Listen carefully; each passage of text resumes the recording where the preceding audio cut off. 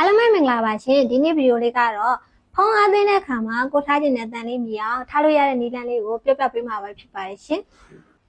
ပထမဦးဆုံးအနေနဲ့ shortcut လေးတွေကိုဝင်ပြီးလိုက်ပါ shortcut လေးတွေကိုဝင်ပြီးသွားရဆိုရင်အောက်မှာရှိရဲ့ automation လေးကိုနှိပ်ပေးလိုက်ပါ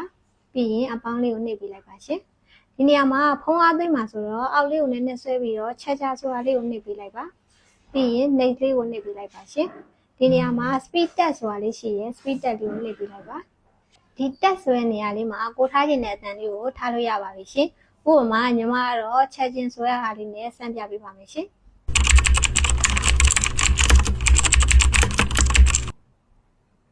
မှန်ကြီးလေးကိုနှိပ်လိုက်ပါရှင်